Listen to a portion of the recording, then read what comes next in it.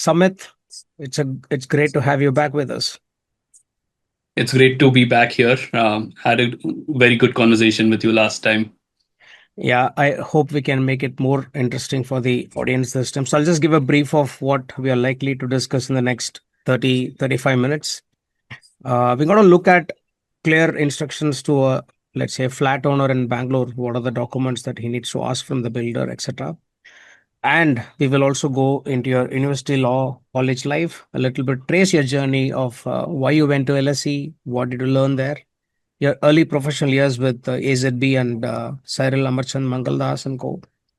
And then what prompted you to start your own practice and the early struggles of becoming a man. And more than that, there's one more thing I'll ask you, which is about character building. So here we go. Okay, So great. last time, sorry, I had to abruptly stop you last time. We were explaining about the documentation for a flat owner in Bangalore.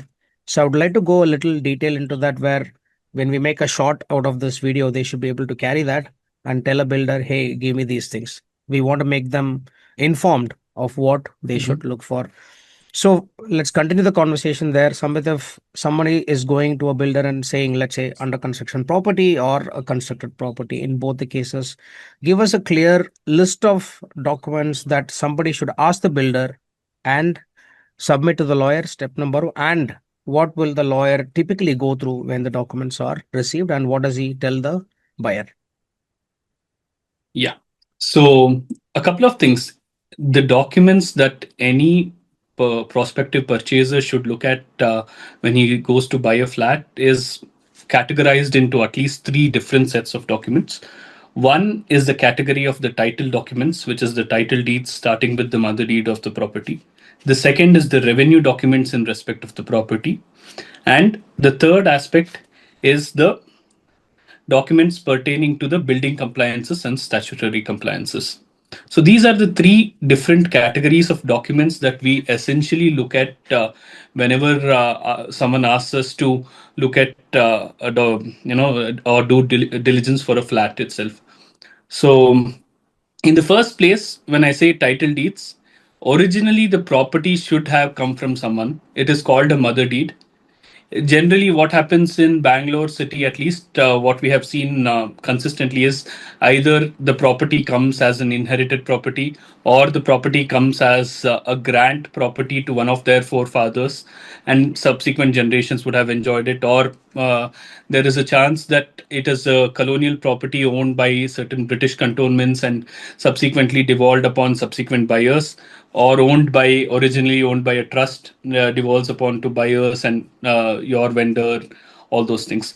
So the foundation for any flat purchaser is to first seek a parent document or a mother deed, what we generally call it in common parlance, a mother deed. Subsequent to this mother deed, whether it is a grant document or whether it is a sale deed or whether it is a document of trust or document of partnership where they get the property, any such documents, once you catch hold of the mother deed, thereafter you start tracing your title from that particular owner or that particular person onwards. You start tracing the titles.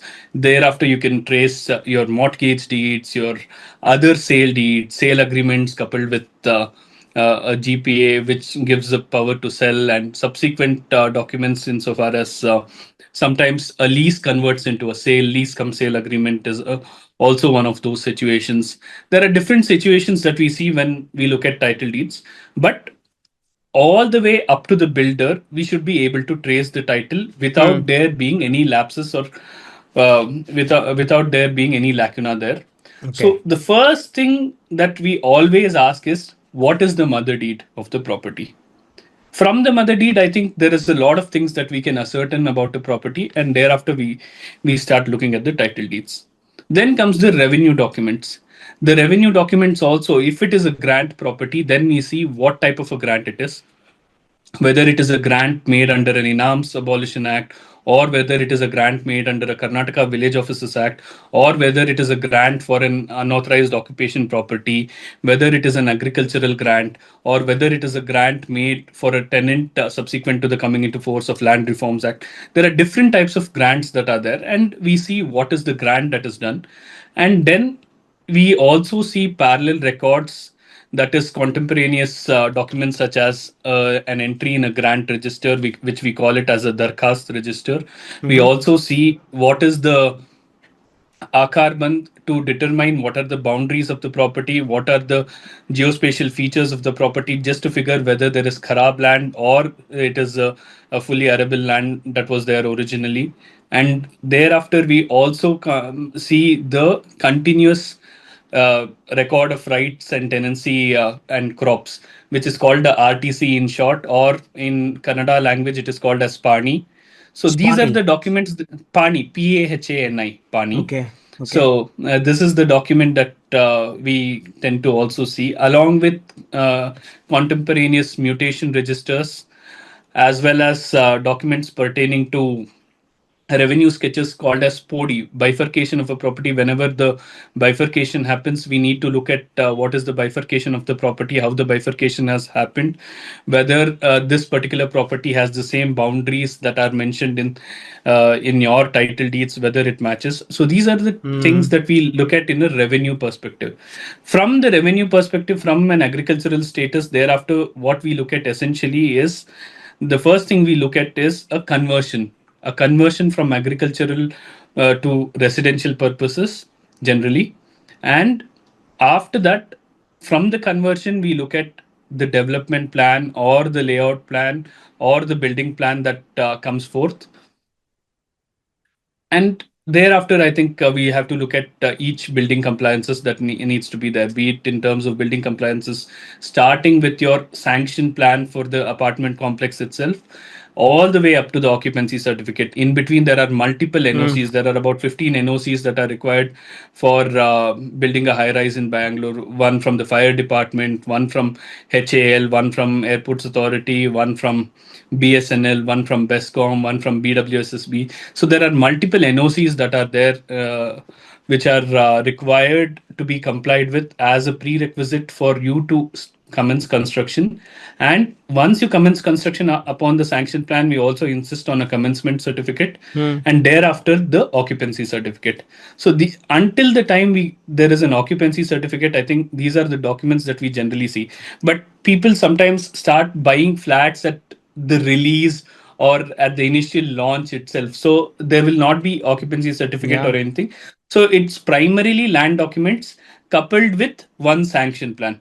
Because now the RERA mandates that you have to have a sanction plan before you get a RERA registration, after which you can actually put forth advertisements to seek sale of the flats. So these are the documents. I think these are the three-step tests that we follow in looking at documents, and it is an exhaustive process. So I won't say that builders are not prepared for this. Builders also now, at least the more formal builders, the bigger builders that are there right now, already have a format where they segregate these documents in these three categories and hand it over to the client at the time of booking itself. And despite that, sometimes, even in the lawyers bundles, that compendiums that come, it so happens that the purchaser's lawyer will seek requisition additional documents, and the builder gives them or gives an explanation as to why that document is Mm. not there. These are the things that keep on happening. So a due diligence is not a one-way street generally. It Okay. is not just you go dump documents on your lawyer, but certainly it is an interactive exercise between the lawyer, the client, as well as the developer, and or the developer's lawyer, one of the two. So in all, I would generally say a due diligence exercise, if done comprehensively, takes a minimum of 4 to 5 days. Okay. 4 to 5 days, and subject to, of course, responses and requisitions and documents that have to be given. A minimum. I'm just saying at the bare minimum level, you need to put 4 to 5 days. But there are larger projects. Like I have done projects of hundreds of acres together, and you want to buy a single flat, but the problem is the documents are for the entire 100 acres. Mm. So you end up just segregating documents for 2 weeks before you can actually look at, okay, what is the document that pertains to this particular flat. So this is a common trait. At least I think in the apartment where you live, it is one of those large scale apartments where the documents are huge, and it definitely does not limit itself to, okay, only your block alone. So I think it is definitely not as easy as people think it is. Yeah, but I think what you presented over the last 6 7 minutes is a very comprehensive, let's say, summary of what people should be doing when they go to a builder and, let's say, look for documents. One question I had, Samit, here is I was not able to clearly understand what are you trying to achieve by looking at both the title deed and the revenue documents. Can you just explain the difference and what is it that you would are looking for when it comes to those documents? Yeah.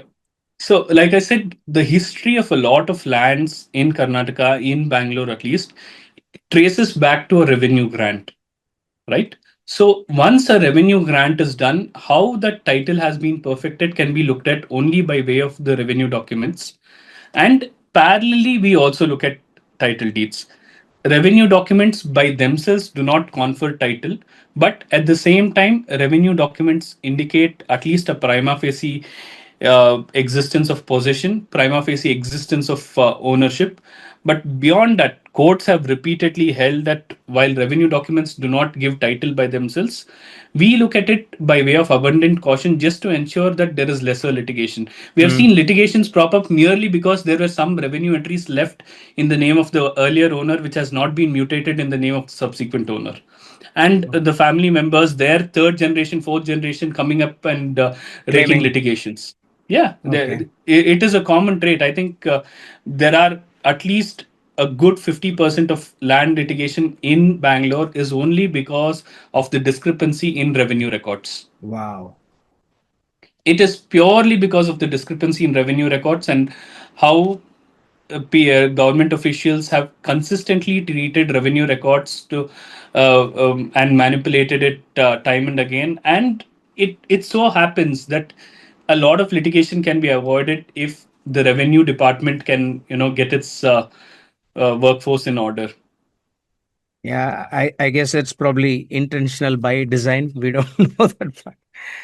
They say it is intentional by design, but I believe that there should be some sort of initiative or some sort of a genuine determination by a political functionary to set these things in order. There are visionary guys in politics. I wouldn't say, I wouldn't take names, but there are guys who can fix these things very easily. And it's not something that it'll take years and years to fix. Right now, the starting step of it is, I think, digitizing the revenue records, which has helped in a lot of way for us to also cross check. So Hmm. many times we used to end up with documents which were patently fabricated. We would never know because your diligence is based on the documents that people give you, right? But the moment you cross check it with an online source now, because it is digitized, you also have that confirmation whether this document is at least on the face of it genuine or not. Because revenue documents, more often than not, we are unable to actually get original documents. What happens is we have to rely upon certified copies, and there are instances where even certified copies are forged. So Wow. digitization is, I think, it has helped to stem the rot in a large way, but I think it's only a beginning step. It's only the tip of the iceberg right now. But in a way, at least the process has started in Bangalore. Yes, The yes, yes. digitization. I think the process has started, and it is leading to a lot of cutting down a lot of litigations, certainly because of these digitized documents. But I think it's over a process period of time, or over a trial and error method. I think revenue authorities and the people functioning above them will also realize that these are the things that can actually help stem the rot. Yeah, I think in a push towards transparency and efficiency and also less litigation codes, it's a welcome Yeah. step if the revenue Yeah. department can. Thanks a lot, Samit. I think this kind of gives a very comprehensive overview of what a flat buyer should look for. So I guess, use this information to your benefit. I'll go a little bit into your early college life, Samit. So tell me a little bit about how the environment at ULC shape your thinking about law in a specific way than what you had imagined it would have been. Yeah. I think last time I mentioned that Yeah. the very first day of law school, I realized this was not about boardrooms. So, uh, in a way, ULC University Law College had people from a variety of segments, like similar to my high school. People came from all sorts of segments, and people came from the most rural of places to study law. So there was definitely an element of social engineering in University Law College. University Law College essentially is a government law college run by Bangalore University. It is not a private college. So we definitely knew for a fact that this college, having had very illustrious alumni and people who have been in the profession, there was something about this college, right? The allure of this college. Okay, Yeah. if you didn't get into the national law schools or the big schools back then, I think the private law schools are all right now, and I think the last 15 years you see a lot of private law schools. But back then in the day, I think there were only one or two private law schools, not that much in Bangalore also, and if you did not get into NLS, the obvious choice was either get into ULC or to Bills or to Ramaya. I think these were the only three options back in the day when we were at least getting into law college. So ULC being the nearest to my home, I think I chose ULC because of that reason primarily, and it was definitely one of those colleges where I made a lot of friends.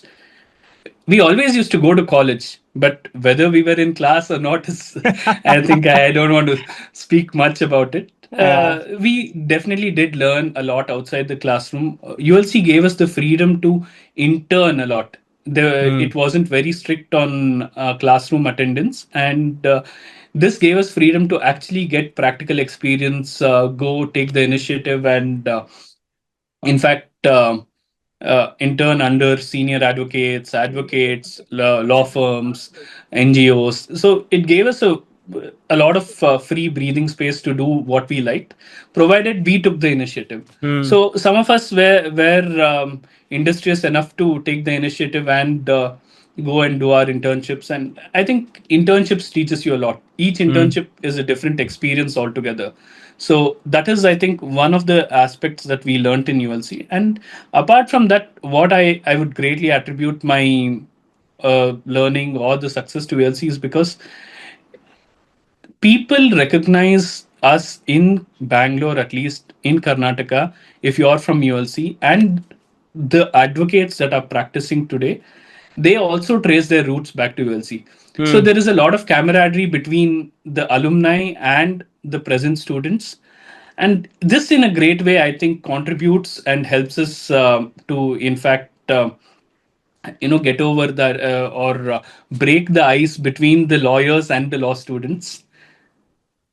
And yeah, I think the guidance that we get from lawyers and advocates working at that point in time were very valuable. So, in all, I would definitely attribute that the freedom that ULC gave, if I were to just put it in a single word, Yeah. that free time or the freedom that ULC gave us to explore various things is what got me here. That's quite fascinating, Samit. I think I do agree the with the part that you mentioned about freedom, because it can be used in both ways, in a productive way and also in a non-productive way. Good that you used it in a very productive way to gain more internship experience. So after that, I see that you've gone to LSE. I mean, why LSE? How did that experience add to your perspective, both academically and personally? Okay. So when I was about in my third year of college, I think due to interactions with my co-interns and people in law firms, I realized that an LLM definitely adds value to your qualifications. And I happened to go to summer school at LSE. When I was in my fourth year, I happened to go to summer school at LSE. So I got an idea about what is the teaching methods. So the teaching method at LSE was perhaps completely different, and I was probably one of the youngest people there at that point in time. Like I was still studying law, and I saw people who are lawyers, who are practicing professionals come and attend the summer school to improve their own academic knowledge as well as improve their pursuits insofar as different fields are concerned or different niches are concerned.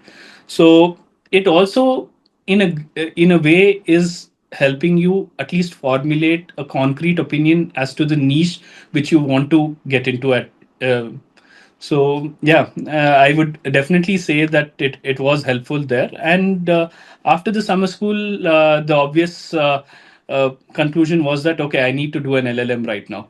So I did apply for my masters, and I got lucky in that day. You know, I got called to LSE, and yeah, the LSE experience was a completely different experience.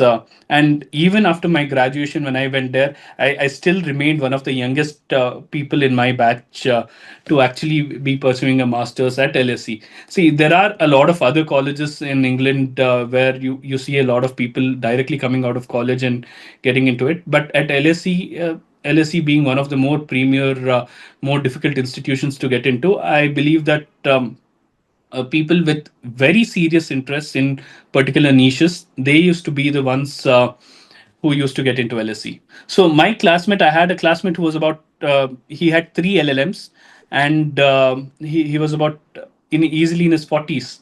So I still remember that gentleman, and his entire thing was okay. Every 3 years or every 4 years, I want to do a different LLM in a different niche to figure out what is happening in the field of law, how law is evolving, and what is it that the at least the common law that UK teaches you, how it is affecting other common law jurisdictions across the world. And India being a common law jurisdiction to a great part, I believe that the education and the structure of academia there helps us in formulating our opinions. There is a lot of critical thinking that LSE helps you to gain, and there is a lot of debating that happens between the students and the professors themselves. The professors are extremely well learned, and they help you to analyze things in a much different manner than what you were perhaps taught to analyze back in India. So yeah, I would definitely attribute my drafting skills, my critical thinking skills Thinking. to LSE after ULC, right? So it helped me fine tune and polish my skills to a great extent and made me firm ready. I would Hmm. definitely say that it makes you industry ready. I think that's probably more important as well, because learning is one part, and then having the confidence to use that or put it to practice, like you Absolutely. said, that's important. So did it also kind of help you that you interact with a lot of people from multicultural and multi-ethnic backgrounds in LSE? Yes, certainly. You interact with people. Probably the toppers from their particular Ah. countries come to LSE. So there is a lot of interaction that happens. People from civil law jurisdictions like France, like European countries, the United States, and the Latin Americas. People come from there to just they come with a very different set of notion insofar as how law works, and when they come to a common law jurisdiction, how they apply that laws to this particular jurisdiction, and how it is very fascinating to see them interact, and you get to learn from them a lot of ways in which how law can be approached very differently. Hmm. Hmm. So I'll just give an example. If I Yeah. have time, I'll just give an example. So Sure. I was specializing in competition law, and antitrust is all about cartels and monopolies. So when I was doing my thesis, my professor back then, Pablo, so he was from Spain essentially, and his knowledge of law is essentially civil law based. So it is as opposed to common law, it was civil law based, and the way that he taught things and the way that he explained things put a very different perspective and a different lens to how we saw things as a monopoly or as a cartel. And I think that in a large way helped me to even formulate my thesis. My thesis was on the e-commerce sector in Bangalore, sorry, in India. And at that point in time, e-commerce was a burgeoning sector, and it was just growing out. And Flipkart and Amazon were just Amazon. beginning to spread their claws. So my thesis was e-commerce in India failing to address the elephant in the room. Mm. So that was my thesis, and the way that Pablo taught me was very different, and I approached things in an extremely different way than how would I would have approached it, gaining on whatever I learned only at ULC. If you can just give us a quick, let's say, info, what did Pablo actually tell you when that you had to change the way you were thinking about Indian e-commerce and monopolies? Yeah. So the first thing that he told me is that how do you perceive e-commerce to be a monopoly? It's by itself. You cannot perceive it to be a monopoly or an oligopoly by itself merely because there is a high value transaction. You have to also look at parallelly what is happening in the brick and mortar sector. You have to also look at it from the sector of or the perspective of how regulators look at it. Regulators do not look at it from a single dimension. There is a multidimensional approach to cartels and monopolies because these affect the economy on a day to day basis. At the end of the day, competition law was to just set right economies and there being a fair playing field for every manufacturer or every seller out there, right? So how is it that it ensured a level playing field, or whether the marketplace in fact opened up, as opposed to a monopoly or a cartel, whether it opened up the marketplace to a lot of sellers to get themselves be Listed. visible. There is some visibility to be heard on a platform. So was it that? So these were the different perspectives, and he pushed the boundaries or the pushed the envelope on those aspects, and that I think in a large way is greatly resultant in what I put onto my thesis as well. That's quite fascinating, Samit. I think most of these small nuances that somebody tells you, we may not understand the impact of it at the time, but as we go forward in life, I don't think we forget some of these golden nuggets that we've received from some of the people that we have Absolutely. met in life. So I can see that when you talk about Professor Pablo. Okay, great. So from LSE, I think we have about 6 7 minutes, so we'll just cover a little bit about your early professional years and then we'll call it a wrap. So talk to us about post LSE. What were you thinking? What did you really want to do after that, and how did you end up at the jobs that you ended up with? So LSE really gave me a lot of critical thought, and based on that, I my obvious destination thereafter was to be a law firm because I really knew that if I came back into litigation, all the skills that I'd learned at LSE would go to naught. So I was actively applying for law firms in India, and it so happened that one of my seniors was working at a law firm in a competition practice in Bombay. So she told me, okay, they are looking out for people. Why don't you apply? So I happened to apply, and I was lucky enough to get a position and a call back very almost immediately. So the moment I came back from LSE, I came back in the last week of August in 2015, and September last week I was already at work. So it Wow. was almost the transition was very immediate, and once I got onto a law firm, my first assignment at that law firm was working on cartels. So there was a fascinating case that was going on, and a very hard fought case, 6,000 crores imposed on cement cartel that was existing at that point in time. And we were representing one of the cement companies, and it was really interesting to build your defense for the cement companies. And I think we succeeded in the first round. We definitely succeeded in the first round from what we did, and I was lucky enough to see that success. Even though I spent a very short time at Cyril Merchant, I was lucky enough to see that success materializing. And thereafter, I moved to AZB and Partners because at that point in time, my partner was moving firms, and I moved with her and joined AZB, where I spent the next 2 years trying to fine tune my skills. But about 1.5 years into AZB, and having spent a year previously at Cyril, so the obvious next thought that came into my mind is, okay, I have learned the soft skill. I have learned how to perhaps apply the law in a practical context. Yeah, Why yeah. don't I move to the next step? The next step, logical step, seemed like my own enterprise. And yeah, that's when I really thought that I'll break free from the law firms and start my own firm. And it's curiosity which led me here, and I think it's been an absolutely great experience to begin with my own firm. Awesome.